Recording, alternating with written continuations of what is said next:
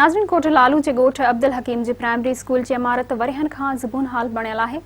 Building जी छत मां चापड़ किरण ऐं शागिर्दनि जो ज़ख़्मी थियण रोज़ जो मामूल बणिजी वियो आहे, पर इंतज़ामिया अञा ताईं उपाउ नाहिनि वरिता।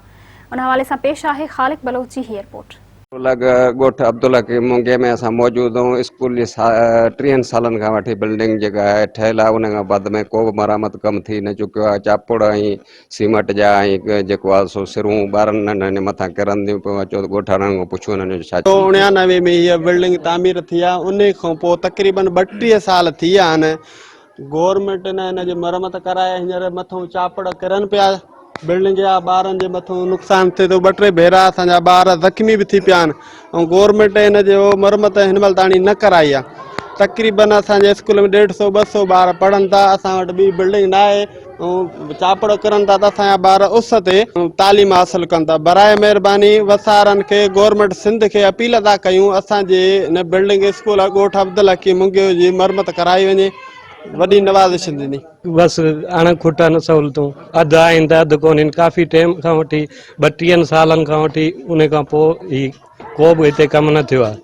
उन खां सवाइ तक़रीबन 400 ॿार हिते दाख़िला आहिनि। इन स्कूल जे माना तामीर न थी आहे, इन करे काफ़ी ॿार अचनि नथा डप खां। स्कूल जी इमारत माना बकाल किरण ते अची वई आहे।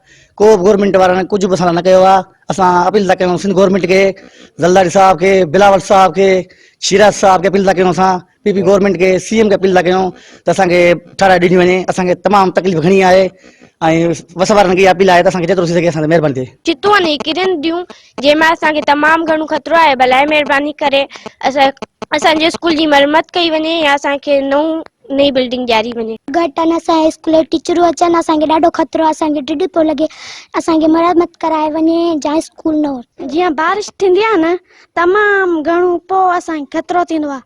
जॾहिं बारिश खां वठी यको तमामु असांखे घणो ख़तरो आहे।